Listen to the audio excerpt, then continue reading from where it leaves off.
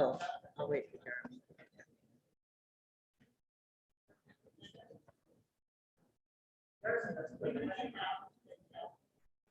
All right, I think we're good. Okay. Okay, I'll call this meeting to order at 6:05. And I'll turn the meeting over to Jim.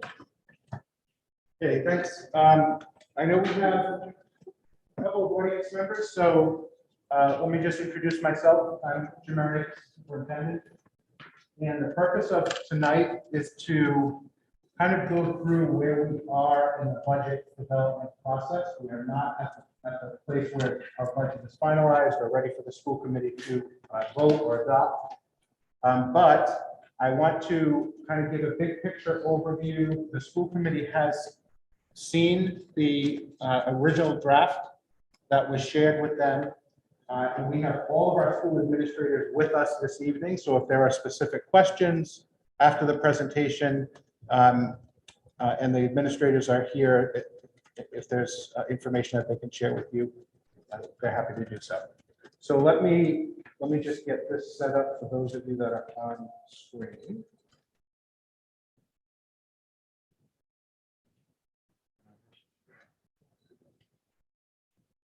Oh, let me make it co-host, Jim. Yeah.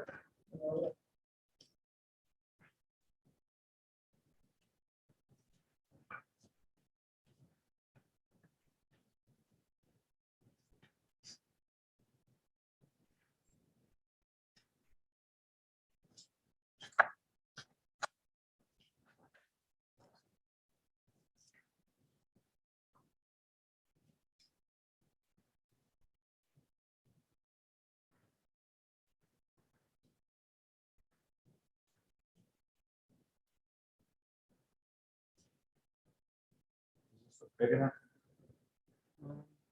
Yeah, on the screen for somebody watching live, yeah, it's definitely big enough. Okay.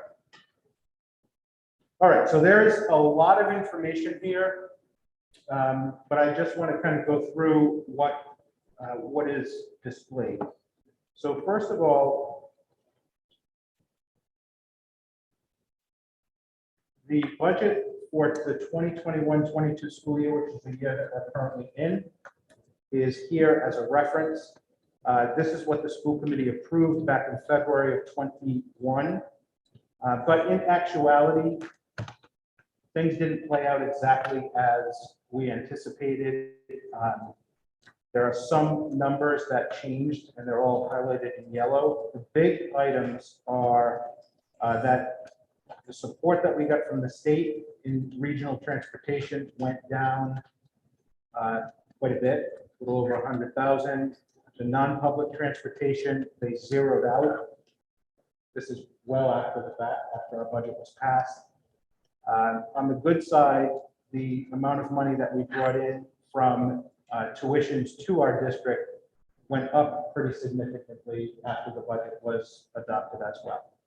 In the end, we were looking at a shortfall in revenues. However, as the school year has progressed, we are projecting at this point a small balance at the end of the school year. So we will end in a good place, but we started out with some issues that we needed to contend with. So now we get into the development of the 22-23 budget. And let me just say first that the initial draft was reviewed with the school committee on January 11th. And that initial draft includes every item that was placed in the budget by every department head, every administrator. There was no analysis, no review. That's typically what happens, just so that you can see what was asked for. That's always what the initial draft is. It is never what the final draft looks like. But at that time, there was a change of $1,388,656, which represented a 4.12% increase. We used what was available to us in terms of the initial draft of projected state aid. We kind of carried over revenues from the previous year, anticipating that things wouldn't change. And We also built in the new bond payment. So we do have some existing bond payments, but we have the new bond payment for the projects that were approved last year. And that is a $304,738 initial payment. So that's where we started.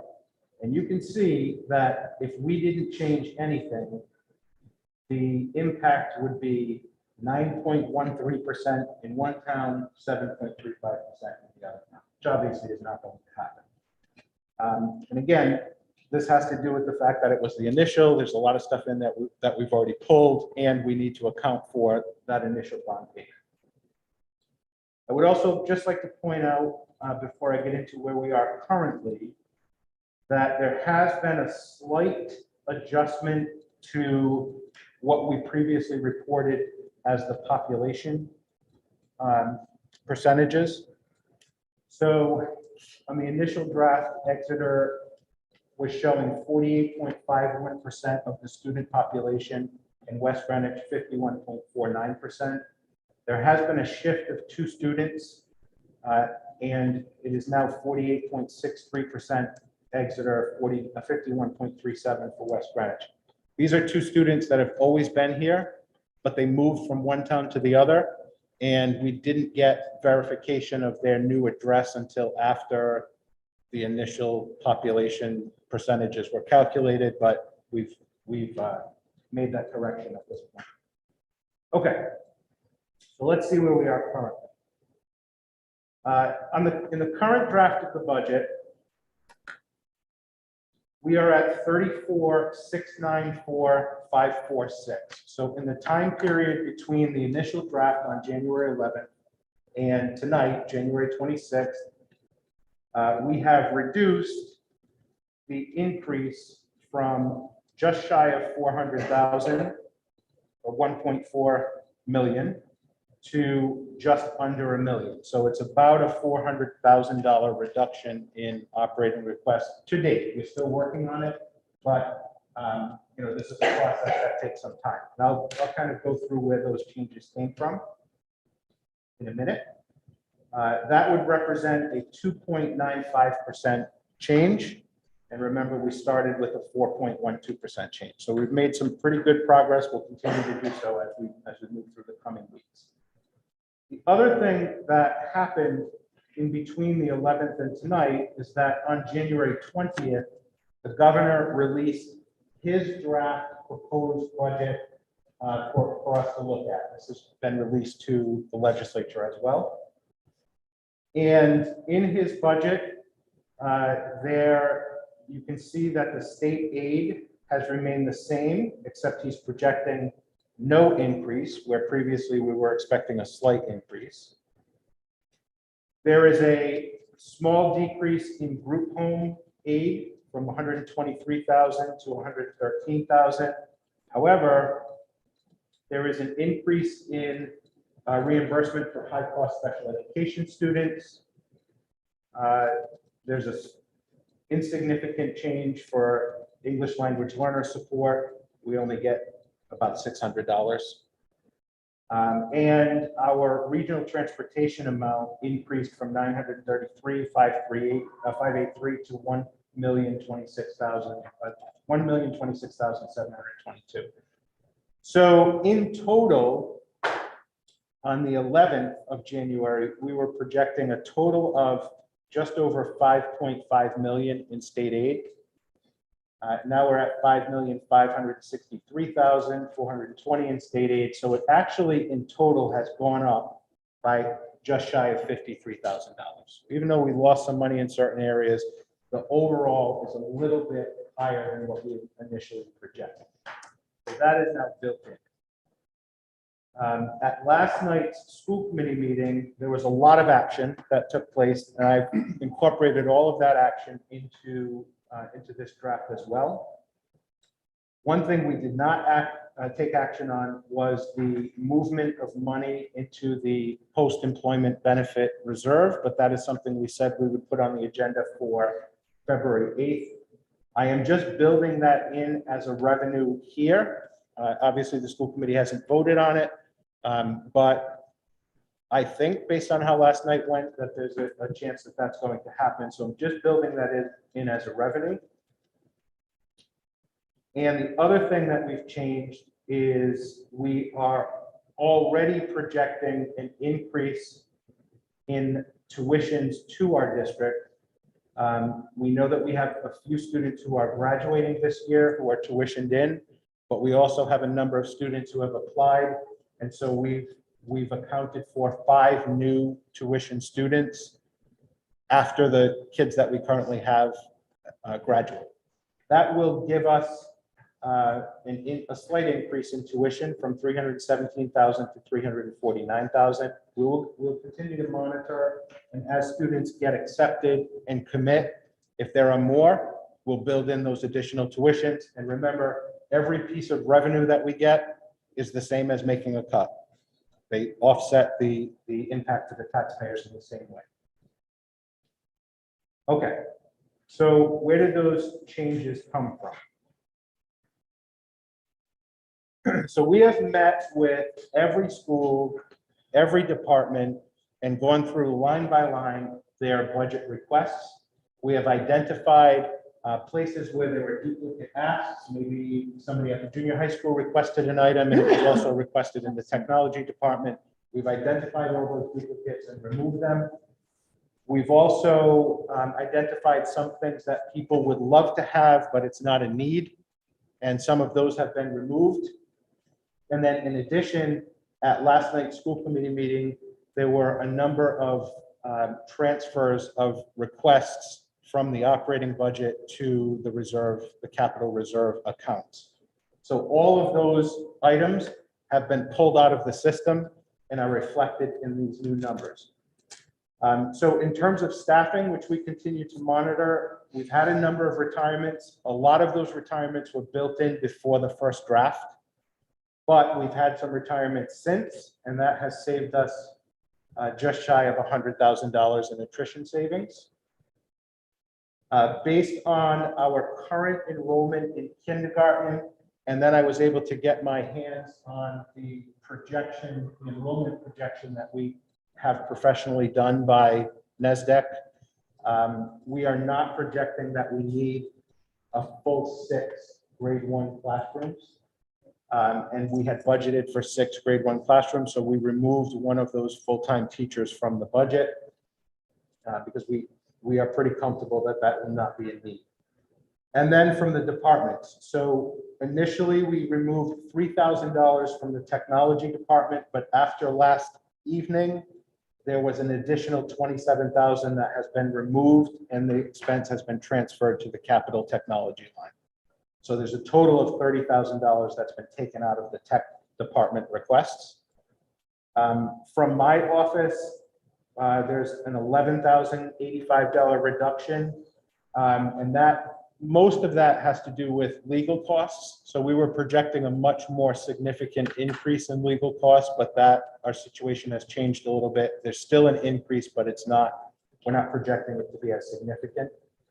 A small decrease from Lynham, which is a really small school with a really small budget to start with. $500 is a lot for that school when you look at what their total request is. From Wawaloom, there was just shy of 6,600 that was reduced, and then an additional 9,256 that was transferred to the capital reserve accounts for last night's meeting. So therefore, the Wawaloom budget is down just shy of 16,000 from the original request. From Metcalf, there was 31,542 that was removed, and then an additional 59,505 last night. So there's a total of just over 90,000 that has been reduced from the Metcalf budget. Then from the junior high school, 1,150 removed and an additional 11,850 removed after last night's actions. And from the senior high school, 42,682 was removed and then an additional 21,989 removed after last night's school committee actions. So these numbers here are reflected in these here. So this was the vote to move money into the school improvement and into the capital reserve technology. And I was able to remove a total of 15 plus 114, that's 129, about $130,000 in requests that were in the operating budget for next year have been removed and transferred to these accounts. So they will have no impact on the overall operating budget in FY23. Okay. So when I take our original draft of 35,089,881, and I subtract out all of these things that I just went through, that puts us at 34,694,546, which is the number that I have listed here. Okay, so that's where we stand currently. Doesn't mean that we're finished, and I'll talk to you about our next steps and our projections about additional reductions in a minute. It's showing a 2.95% increase on the operating. However, because of the additional bond payment and some other shifts, our current impact on the towns has gone from 9.13% impact to Exeter to a 6.76% impact, and then West Greenwich from 7.35% to 4.52. So obviously there's significant movement, but we're not done. So a couple of things. First is that every year, the school committee eventually decides whether they're going to take money from the unassigned fund balance and plug it into as a revenue for the, to help offset the impact on the taxpayers. The school committee can do whatever they want. I'm just going to plug a number in that seems in line with what the school committee has done in prior years. I'm going to plug in $200,000. And obviously that would require school committee action, but just to see what happens if we do that. That would bring the percentage down to basically 6% Exeter, and now we're under 4% in West Greenwich, 3.78%.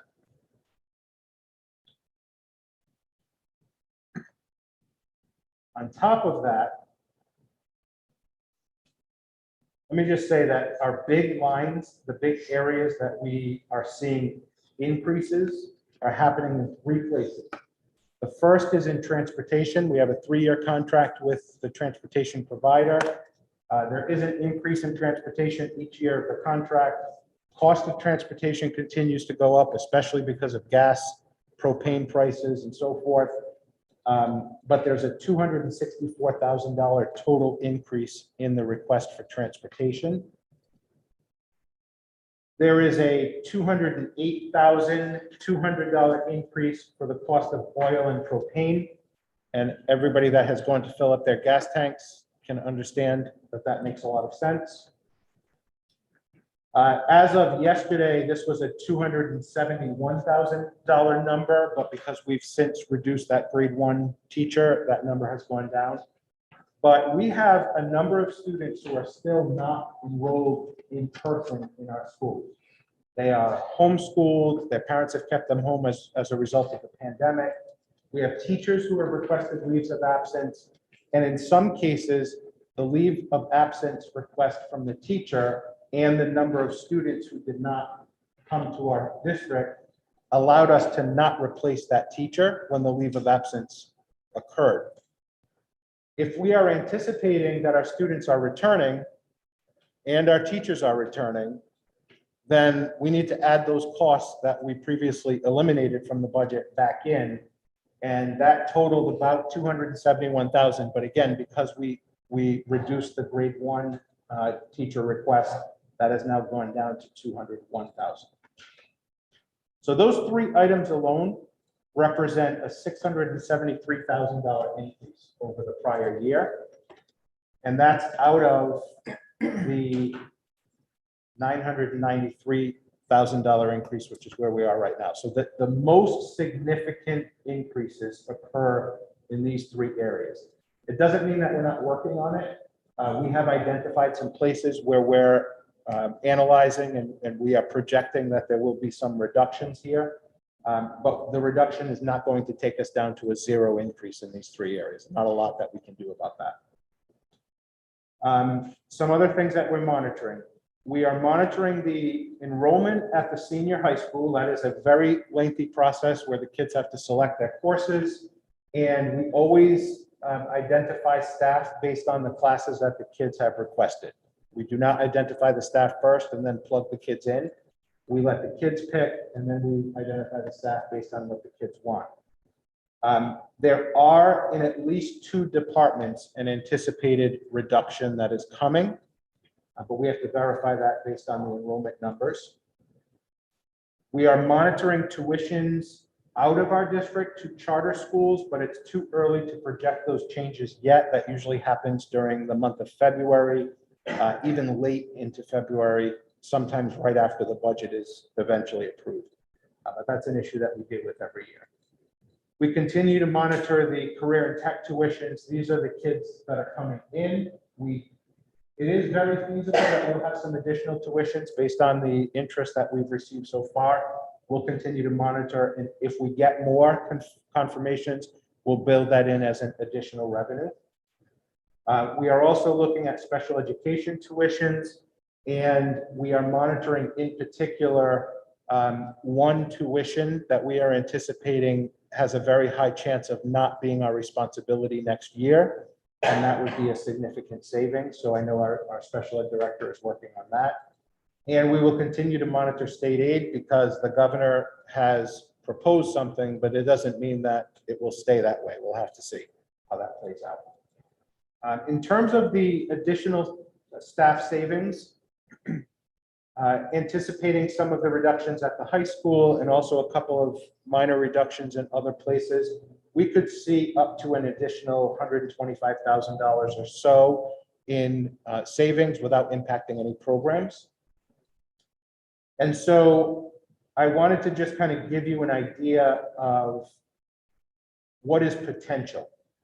So in terms of oil and propane, we are projecting approximately a $60,000 savings. Part of that has to do with the fact that we've budgeted for propane for the new greenhouse, but we did not account for the reduction in the use of oil once that new greenhouse is installed. So there is an overlap and a double booking of oil and propane for the same greenhouse. So we think that'll reduce by about 60,000, but I know Bob is working on that and we'll confirm between now and the next meeting, which is a week from tomorrow, I believe. We could see up to an additional 3 students coming into the district at an average of about $15,000 tuition. That could be a revenue of $45,000. Remember, a revenue and a reduction has the same impact. The special ed tuition reduction, if it plays out as it could, would be about an $80,000 savings. I've already identified the staff that we're looking at and the reductions that are possible. I've talked about the potential for the $200,000 assignment from our unassigned fund balance as a revenue in the budget. And then there are a couple of areas where there have been some requests, particularly at the high school. However, it depends on whether the course is run or not, on whether or not we need all of the items that have been requested. So I took some of those requests, not all of them, and anticipated maybe a class would run based on interest, and that could reduce up to about 25,000 additional. So that is an additional $535,000 between reductions and revenue increases. So that is going to help us a lot. So I want to show you what the potential impact would be. Again, these are not promises. These are our estimates, but I feel pretty good about them. You know, I may be off a little bit, but we will see reductions and increases, revenue increases in these areas. And as we confirm, we'll continue to report out to the school committee. Based on these estimates, let me show you where we would stand. The $535,000 in total is $335,000 in reductions and an additional $200,000 in revenue. That $200,000 revenue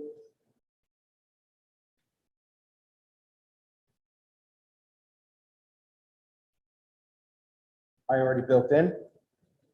And then if I reduce this by 335,000, that would be 34, about 34,360, right? So let me just show you, 34,360. That would put our budget at a 1.95% increase. And we are getting closer. So Exeter is at 4.76, West Greenwich at 2.56. So it's getting closer, right? And that's where we start to play around a little bit. So if maybe some of those reductions come in a little bit stronger than what we projected, and that will reduce that even more. Maybe there's something that the school committee decides they want to cut. I'll have a list of potential items that you can look at. Or potentially, instead of a $200,000 move from unassigned fund balance to a revenue, that could be a little bit more, and we can get these numbers down below the 4%. And remember that these numbers are a little bit higher because we are also accounting for a $305,000 initial bond payment on what the voters have already approved. And that by law isn't part of that 4% rule. However, we want to try to keep it within the 4%, even though we are looking at a significant increase based on the bond. So this will continue to move, but I wanted to kind of share with you the progress that we've made so far, the places where those reductions came, and the potential additional savings that will be coming in the next couple of weeks. And with that information, you can see that we've really made a significant change already from the initial 9.13% to Exeter to potentially in the 4s for Exeter. Again, this could still be different. There's a lot of action that the school committee could take, but we're getting there at this point. Okay, so that's the overview. I don't know if there are questions on the overview. I will continue to update this and report out every week that we meet, including next week at the town, the joint meeting of the town councils. But if there are specific items that you want to talk about, I've brought all my backup information and I have all the experts who know a lot more than I do about certain things in their schools. So, any questions? Claudine has her hand raised. Okay, Claudine? Yeah. Jim, can you show us what the percentage is to Exeter and West Greenwich if you take out the debt service? Just the new debt service, right, Claudine? No, take both out. Well, you can do one and then both. I'll take both numbers. Okay, so what I'm going to do is I'm going to plug back in where we currently are, 34,694,546. That's where we currently are. Those are real numbers at this point, okay? And then you want me to leave the 200,000 in as a revenue, just as a placeholder? Yeah. Okay. So I'll do this in phases. 304, I just don't want to forget the number, 738. So the new bond payment is 304,738. I'm just going to zero that out.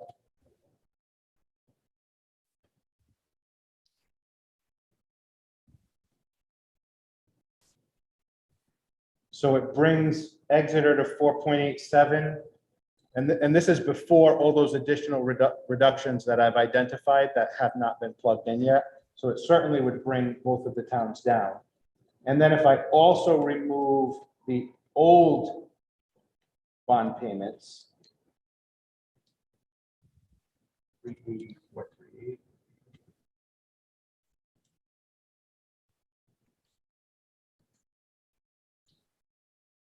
So without the bond payments, 4.3% for Exeter and 2.11% for West Greenwich. And then obviously when you build in the rest of those reductions that are coming, we'd be significantly below that. So we will be very soon in compliance with the actual written law, in that our operating budget will be below the 4%. But when you build in the bond payments, it's going to take us a little bit more work to get down to below 4, particularly in Exeter. And the reason for the difference is that there was a population shift, right? So there were more kids that kind of shifted towards Exeter, and therefore they now own a bigger proportion of the share of contributions from the towns, and that's why one town has a higher increase than the other. Was that helpful, Courtney? Yeah, just for the new members, I just want to mention, I like to see it both ways, because debt service is something that the residents of the town's already approved, if you will, when they approved the bonds. So it's nice to see that number out, because it was already approved. And then what's the impact with our change in our operating budget? So it's nice to see both numbers. I'm able to show it to you by just zeroing it out, but what I'll do for the next round is I'll just do a different percentage chart that excludes debt service, just so you can see the comparison between the two. Yeah, I think that's what you did last year. That was helpful. Okay, I'll do that. Thank you. Welcome.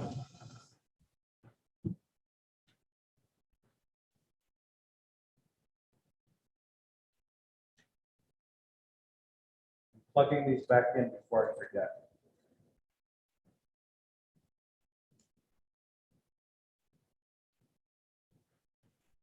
Okay. All right, other questions? Will we be getting a copy of this? Of this The new document, yeah. I can send it to you, and I can also print one out for you. Yeah.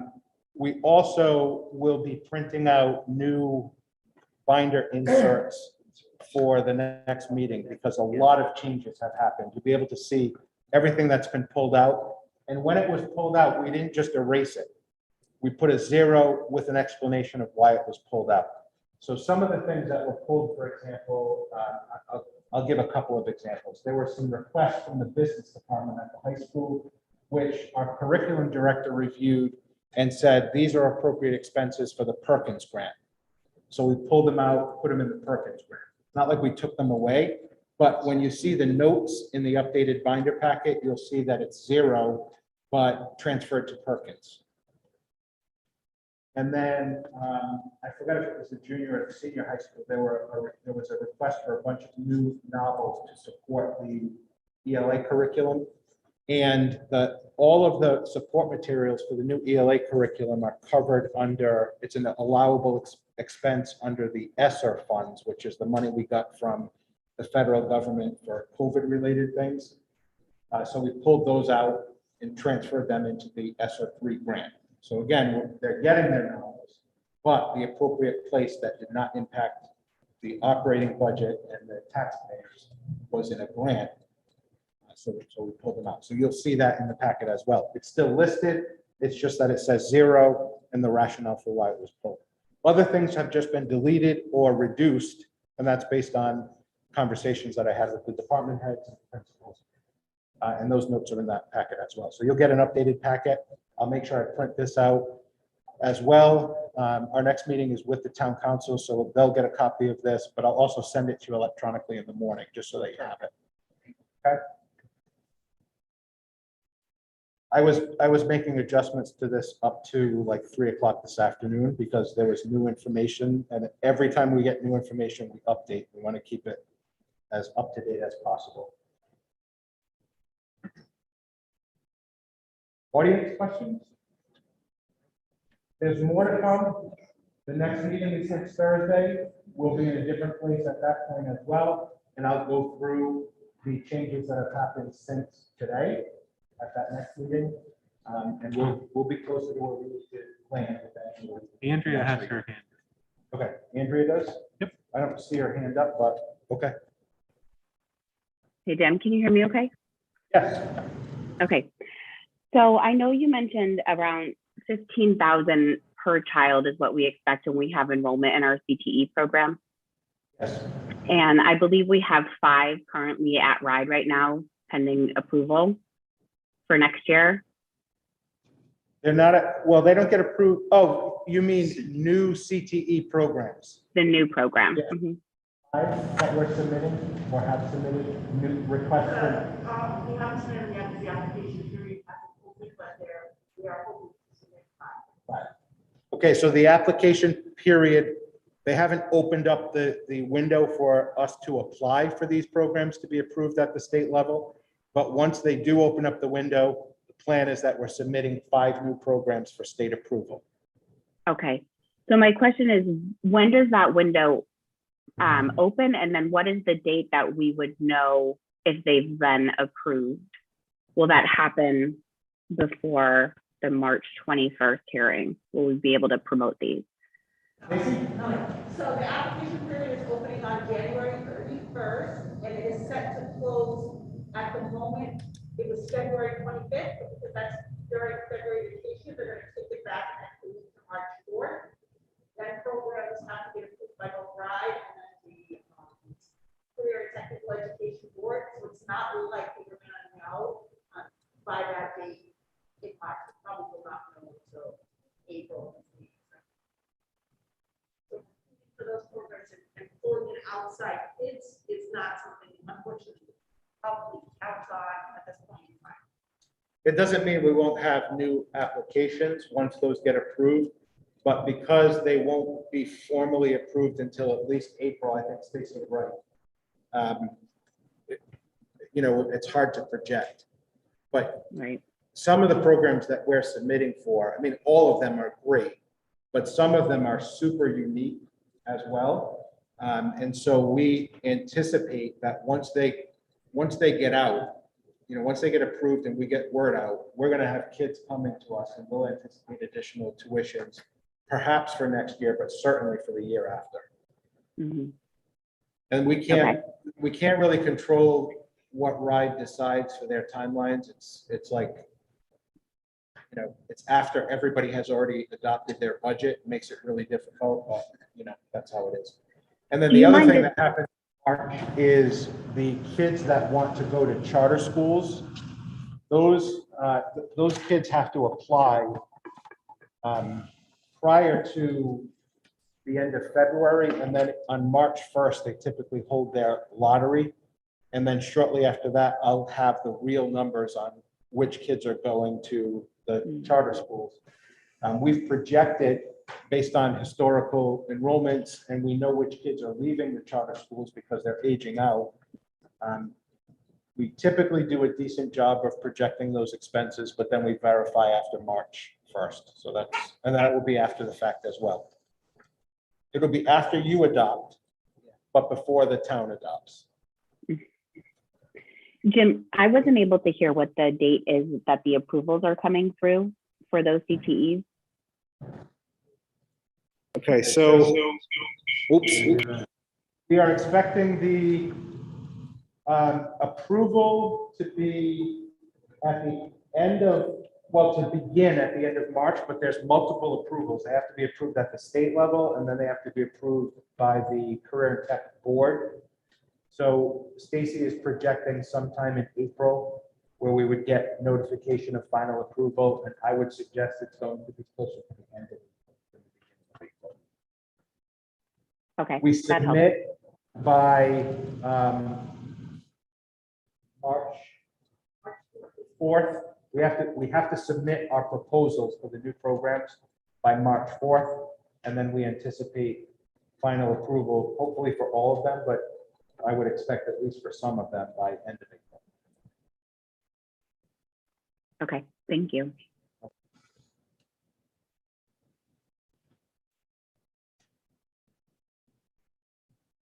I think Claudine has her hand up again.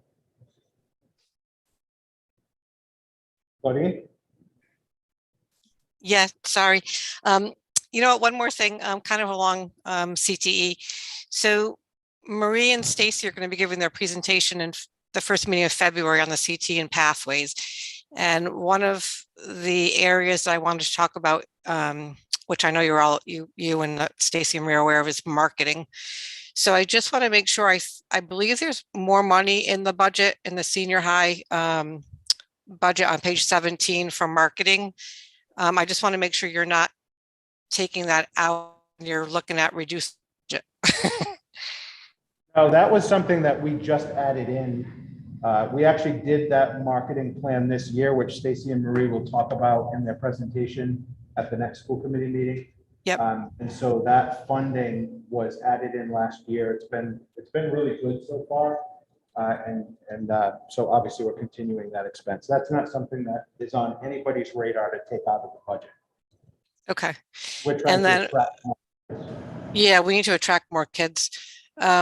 Okay, so I know that presentation we'll hear more. So that number could change after that presentation, depending, just to see what we're doing and what we can possibly even do better. Okay, I just want to make sure that wasn't touched when you're looking at the budget. Absolutely not. Thank you.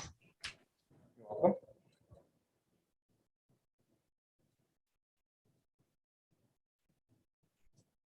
Administrators? Audience? Audience two? All right.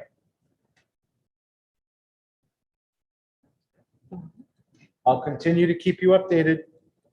We'll be making more changes tomorrow, I'm sure. It's like a butcher shop in that book.